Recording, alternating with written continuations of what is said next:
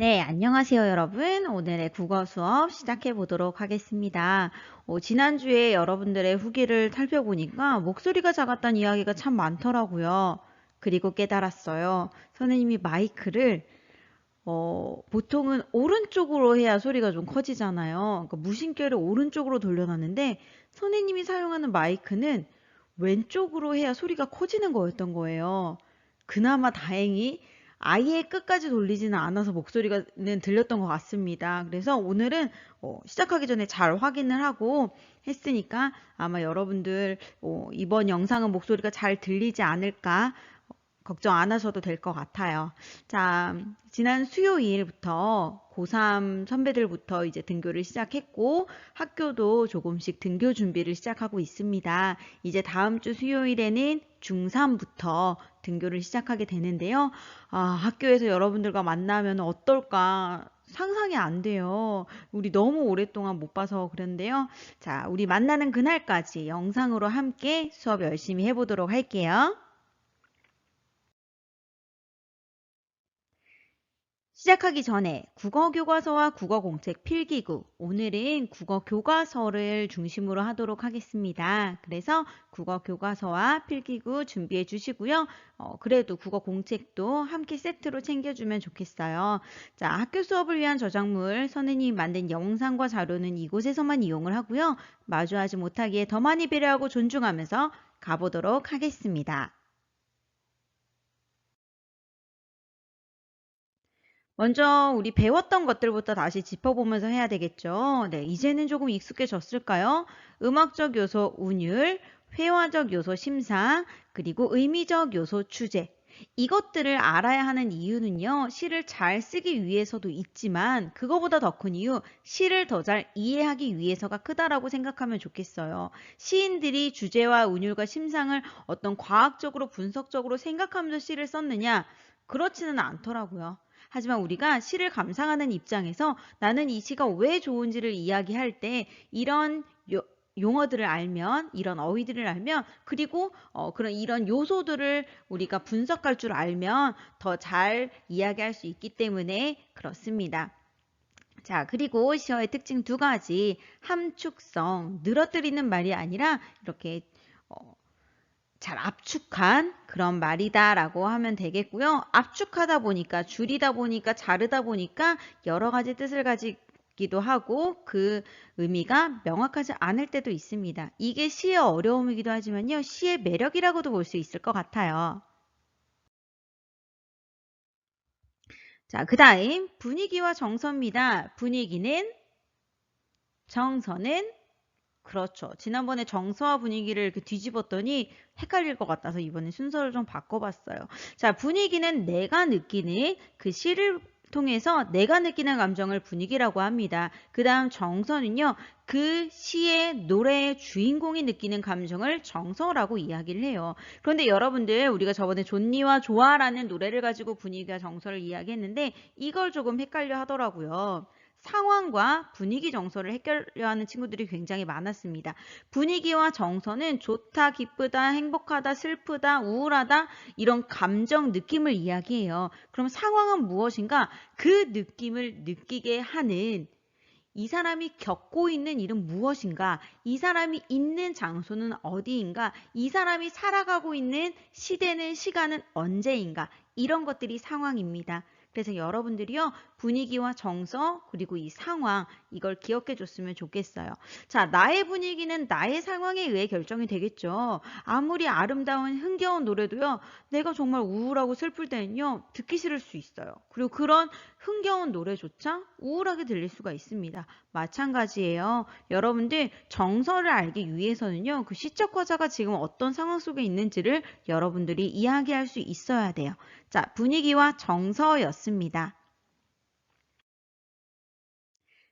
그 다음 첫 번째 비유였죠. 비유, 어느 한 사물 또는 관념을 다른 것에 빗대어 표현하는 방법. 그래서 원관념과 보조관념에 대한 이야기를 했었고요. 원관념과 보조관념은 대부분 1대1로 대응한다라고 하는 거. 그리고 그 둘 사이에는 공통점이 있습니다. 그래서 비유는 무엇을 의미하는지를 명확하게 알 수 있는 것들을 우리가 비유라고 많이 이야기를 해요. 그 다음에 비유의 방법 여러 가지 이야기했었죠. 네, 직유법부터 풍유법까지 우리가 명칭으로 했었는데요. 직유법은 직접 비유, 은유법은 은근한 숨어있는 비유, 의인법은 사람처럼 표현하는 거, 대유법은 무언가를 대신하는 거, 화류법은 살아있지 않은 것, 무생물을 살아있는 것으로 표현할 때 우리가 화류법이라고 이야기를 합니다. 그 다음에 풍유법은요, 풍자라고도 이야기를 하는데 어떤 세상 돌아가는 것들을 다른 우리에게 조금 더 익숙한 것들에 빗대어 표현할 때 그것을 풍유법이라고도 해줘요. 자, 이렇게 우리 6가지 해봤는데 여러분들 좀 잘 이해가 되나요? 혹시 이해가 안 될 때는 어떻게 한다? 네, 선생님이 지난번에 안내했던 곳에서 다른 친구들이 만든 좋은 예시들이 참 많아요. 그 예시들을 보면서 다시 한번 공부하면 좋겠습니다. 이번 단원의 주제죠. 상징 한번 이야기 나눠볼게요. 눈으로 볼 수 없는 정신적인 내용이나 추상적인 관념을 말하고 싶어서 구체적인 사물을 통해 나타내는 것. 이것을 상징이라고 합니다. 예를 들어 이런 거죠. 5월 15일 지난 수업이 5월 15일이었잖아요. 그래서 수업에 대한 소감을 물어봤는데 선생님 스승의 날 축하드려요. 스승의 날 감사합니다. 만나지 못했지만 고맙습니다. 뭐 이런 이야기들을 적어준 친구들이 굉장히 많았어요. 선생님 스승의 날에 숫자도 안 꺼냈는데 그런 인사를 들으니까 정말 행복하더라고요. 자, 스승의 날, 어버이날 이럴 때 우리가 꼭 챙기는 꽃이 있죠. 어떤 감사의 의미를 담은 카네이션입니다. 그런데 여러분들 이 카네이션이 색깔 따라 또 의미가 다르다는 거 알고 있나요? 궁금하면 초록창에 찾아보세요. 네, 이렇게 꽃도 여러 가지 상징하고 있습니다. 예를 들어 프리지아, 튤립, 노란 장미 이제 이런 꽃말들을 가지고 왔는데요. 꽃마다 어떤 꽃말들을 가지고 있어요. 그런데 이건 절대적인 건가요? 그렇지 않죠. 사람들이 그 꽃과 관련한 이야기를 통해서 혹은 어떤 의미를 부여하고 싶어서 이야기를 만들기도 하면서 꽃말이란 것들을 만들어냈습니다. 그러다 보니까 장미를 보면 카네이션을 보면 뭐 이런 여러 가지 이미지들이 있잖아요. 그런 상징의 어떤 수단으로 쓰이기도 합니다. 자, 그 다음 보통은 남학생들이 좋아하는 거죠. 네, 맨체스터 유나이티드 네, 축구팀의 어떤 엠블럼 로고입니다. 이것도 마찬가지예요. 그 팀을 나타내는 거죠. 그 팀을 우리 국기처럼 그 팀을 나타내는 것입니다. 그래서 구단마다 여러분들 각 팀을 상징하는 그런 이미지들이 있어요. 근데 그 이미지는 어떻게 만드느냐? 그 구단이 추구하는 가치에 따라서 그 구단의 특징에 따라서 만들어낸 거죠. 자, 이와 같이 아이돌들도 각각의 로고들을 많이 만듭니다. 이건 새로 만든 BTS의 로고라고 하더라고요. 그전에는 정말 어떤 갑옷의 느낌을 하고 있었는데 이제는 어떤 새로운 문을 열고 나간다 라는 의미를 담은 로고를 만들었다라고 하더라고요. 이런 식으로요. 아이돌 그룹마다 이렇게 각자 추구하는 음악이나 추구하는 어떤 컨셉 이런 것들을 담아낸 로고들을 만들어냅니다. 그래서 이런 것들 하나하나가 사실은 상징이라고 하는 거죠. 자, 우리 학교도 상징이 있습니다. 우리 학교의 상징. 교표가 있죠. 교표. 여러분들 어떻게 교복 한번 입어봤나요? 아직 교복 못 입어본 친구들도 있을 것 같아요. 저번에 그 교과서 받는 날 교복 입고 온 친구가 있었다고 하더라고요. 다들 시간이 지나고 나서 그 친구가 지혜로웠다. 그날이라도 입으라고 할 걸 그랬다. 선생님들끼리 그런 이야기를 나눴는데요. 자, 우리 교복에 보면은 이런 교표가 잘 달려 있습니다. 그 다음에 학교마다 교화와 교목이 있어요. 우리 학교의 교화는 연산홍이고요. 그리고 교목은 느티나무입니다. 어떤 의미가 있을까? 무엇을 상징하는 걸까? 한번 생각해 보고요. 그 다음에 와서 확인해 봤으면 좋겠어요. 자, 그러면 이제 오늘도 친구들의 새로운 시를 한번 보도록 하겠습니다. 원래는 지난 시간에 여러분들이 적어줬던 우리 선생님을 비유하는 말, 이은미 선생님의 수업을 비유하는 말을 소개할까 하다가 그건 다음 시간에 소개하고요. 오늘은 친구들이 쓴 시 조금 더 보도록 할게요. 네, 고양이라는 시입니다. 여러분들 좀 더 머무르고 싶은 시는 잠시 멈춤해도 좋다라고 이야기를 했죠. 고양이의 모습을 잘 보여줬어요. 시각적 심상을 잘 사용했죠. 봄은 고양이로다라는 시와 좀 비슷한 느낌인데요. 특히 이 시는 그 배열을 잘 했더라고요. 세 줄, 세 줄, 세 줄, 세 줄. 왼쪽에 보면 세 줄이고요. 오른쪽에 보면 두 줄, 두 줄, 두 줄, 두 줄 이렇게 돼 있어요. 그래서 내용도 굉장히 시각적이지만 이 시의 형태 자체가 시각적이더라고요. 그리고 마지막에 내 주말도 저럴까? 이 말이 선생님은 굉장히 많은 공감이 됐습니다. 자, 구민준 친구의 시였고요. 김보연 친구의 나무라는 시입니다. 우리 가족을 나무에 비유를 했어요. 뿌리, 물통, 잎사귀, 열매 각각을 비유하면서 서로의 소중함, 그리고 나의 소중함에 대해서 이야기를 했습니다. 김세연 친구의 우리 가족이라는 시입니다. 어떻게 나무늘보에서 개미로 변신 가능할까요? 응원할게요. 자, 김영준 친구의 내 물건이라는 시인데요. 너무 재밌었어요. 정말 이 시를 보고 웃음이 나더라고요. 자, 여러분들 어떤 우리가 잘 알고 있는 전래놀이예요. 문구죠. 꼭꼭 숨어라 머리카락 보일라 라는 그 말을 가지고 와서 짧지만 공감이 팍팍 되는 그런 시를 만들어줬습니다. 여러분 신기하죠? 못 찾던 내 물건이 꼭 필요 없을 때 혹은 엄마가 찾으면 나오는 그런 세상의 신비.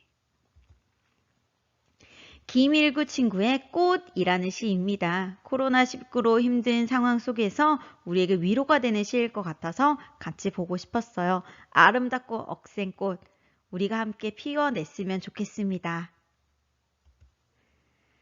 김주희 친구의 개학이라는 시예요. 미친 개처럼 따라오는 개학. 학교가 어떤 이미지인지 네. 좋습니다. 개 같은 무서움. 하지만 부딪혀 보아야 안다는 말처럼 네, 우리 곧 만날 수 있기를 기대합니다. 박시연 친구의 친구들이라는 시예요. 네 마리의 순한 양들이라고 하는데 이 친구 누군지 궁금합니다. 모두 다 구봉중 친구들일까요? 병건우 친구의 나이 드는 칫솔입니다. 칫솔과 사람을 통해서 소중하게 대해야 한다라는 메시지를 전해주고 있어요. 성우상 친구의 솜사탕이라는 시인데요. 노래 가사 같았어요. 굳이 이야기하자면 아이유의 노래 한 구절 같은 네, 그런 느낌입니다. 솜사탕처럼 부드럽게 만나길 기대하겠습니다. 자, 소아영 친구의 성인이 되고 나서라는 시인데요. 이거는 정말 34살 돼서 14살을 돌아보는 같은 그런 느낌을 주는 시입니다. 뭐가 그리도 좋았던지, 뭐가 그리도 좋았던지 라는 말이 반복되면서 운율을 만들어주고 있고요. 마지막 한 줄, 그 사소한 행복이 그립다 라는 말에서 어떤 담담하지만 어떤 시적 화자의 그리운 마음을 더 크게 전해주고 있어요. 안민지 친구의 친구라는 시입니다. 바다와도 같은 가족과도 같은 그런 친구 있나요? 혹시 없다면 구봉 중에서 꼭 만났으면 좋겠어요. 우지수 친구의 떡볶이라는 시입니다. 이것도 1년과 6개의 연인데 첫 번째 부분과 두 번째 부분으로 나뉘어져 있어요. 무엇보다 맛있는 떡볶이, 무엇보다 행복한 떡볶이. 맛있는 떡볶이가 나에게 얼마나 행복함을 주는지를 잘 담아내고 있습니다. 자, 해질녘, 유주한 친구의 시인데요. 해가 저물고 있는 그 모습을 표현했는데 그 노을 지는 모습이 정말 눈앞에 선하게 말이 꼬이네요. 네, 눈앞에 펼쳐지는 것 같은 그런 시였어요. 자, 윤현종 친구의 토끼와 거북이입니다. 선생님은 정말 이 시 마음에 들었어요. 여러분들 토끼와 거북이 우화 알고 있죠? 그 이야기를 떠올리면서 같이 읽어봤으면 좋겠어요. 네, 우리 같이 갈 수 있겠죠? 이승학 친구의 내 동생이라는 시입니다. 네. 동생을 만난 적은 없지만 왠지 알 것 같네요. 어떤 느낌의 친구인지. 이도현 친구의 국어 과제입니다. 머릿속이 하얘졌는데도 불구하고 오히려 그게 하나의 작품이 됐어요. 네, 이렇게 여러분들의 경험은 소중합니다. 이재선 친구의 코로나라는 시인데요. 정말 빨리 끝났으면 좋겠습니다. 어디든 어느 나라든 어떤 팀이든 제발 백신 좀 만들어줬으면 좋겠어요. 정말 여우비처럼 반짝하고 끝나길 기대해 볼게요. 자, 최지윤 친구의 학교폭력이라는 시입니다. 악마와 영웅 이 두 대립되는 소재를 통해서 어떤 학교폭력의 장면들을 썼는데요. 우리들 한 사람 한 사람이 함께 영웅이 될 수 있었으면 좋겠어요. 한지우 친구의 등교 시간이라는 시입니다. 이걸 또 친구들이 많이 공감이 될 것 같아요. 학교는 꽃단장 준비 중인데 반기는 사람이 없다. 친구들과 인사할 시간에 컴퓨터와 인사를 하고 있다. 이런 이미지들이 굉장히 잘 사용을 했더라고요. 자, 딩동댕동 종소리, 청각적 심상도 잘 사용을 했고요. 어서 교복 입고 가방 메고 교실에서 만날 수 있기를. 허지민 친구의 시입니다. 작은 것들을 위한 시라는 제목을 들으니까 어떤 노래가 떠오르지 않나요? 네, 방탄소년단의 노래를 듣고 시상이 떠올라서 썼다고 해요. 이렇게 어떤 그림을 보고 어떤 노래를 듣고 시를 적는 경우도 많더라고요. 이렇게 여러분들 머릿속을 마음속을 스쳐가는 그 순간들을 잘 잡아낼 수 있었으면 좋겠습니다. 김지민 친구의 어린 코끼리라는 시입니다. 읽을수록 조금 뭐라고 해야 될까요? 가슴이 먹먹해진다고 해야 할까요? 네, 많은 울림이 있는 그런 시였어요. 엄서윤 친구의 신호등이라는 시입니다. 이 어린 코끼리와 신호등, 아까 봤던 방금 본 어린 코끼리와 신호등이라는 시는 비유적 표현보다는 상징을 사용하고 있다라는 생각도 들어요. 네, 무엇을 상징하고 있을까 한번 생각해 봤으면 좋겠습니다. 자, 이렇게 첫 번째 영상에서는요, 복습하고 그리고 친구들의 시를 함께 살펴봤습니다. 두 번째 영상에서는요, 학습 활동 같이 해결하면서 고래를 위하여 라는 시 좀 더 자세하게 살펴보도록 할게요. 자, 여러분들 구겨졌던 몸 펴보시고요. 그리고 기지개도 한번 펴고 물 한 잔 먹고 그리고 두 번째 영상에서 만나도록 하겠습니다. 조금 이따 다시 봐요.